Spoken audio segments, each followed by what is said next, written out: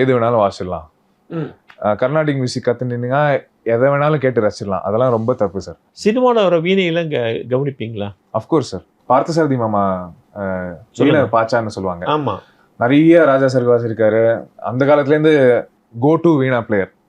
அவ்வளோ studio recordings வாசிருக்காரு. பாச்சா மாமா ஓடுறது நிறைய கேட்டிருக்கேன். ராஜேஷ் வித்யா சார் சினிமாவில் வாசிச்சு கேட்டிருக்கேன். புண்ணியா ஸ்ரீனிவாஸ் மேம் வாசிச்சது நிறைய இருக்குது சார் கற்றுக்கிறதுக்கு. ஏன்னா சினிமாவில் நீங்கள் பார்த்தீங்கன்னா நிறைய பேருக்கு இந்த ஒரு நம்பிக்கை உண்டு. அதாவது கர்நாடிக் மியூசிக் கற்றுட்டீங்கன்னா எது வேணாலும் வாசிடலாம்.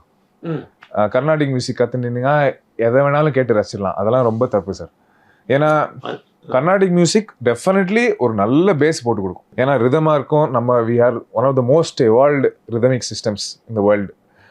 அவ்வளோ இன்ட்ரிகசிஸ் இருக்குது நம்ம லயத்தில் ஒரு பக்கம். இன்னொரு அனுசுரங்கள்லாம் இப்போ மைக்ரோடோன்ஸ் நீங்கள் பார்த்தீங்கன்னா அவ்வளோ நம்மளுக்கு அதாவது 2 ஸ்வரத்துக்குள்ளே எவ்வளோ மேஜிக் பண்ணலாம் நம்ம அப்படிங்கிற காட்டக்கூடிய ஒரு சிஸ்டம் தான் கர்நாடிக் மியூசிக். ஸோ அந்த விதத்தில் it is an amazing foundation. But இப்போ நீங்கள் ஒரு வெஸ்டர்ன் மியூசிக் பார்த்தீங்கன்னா ஒன்றும் இல்லை சார், ஹார்மனி வாசிப்பாங்க.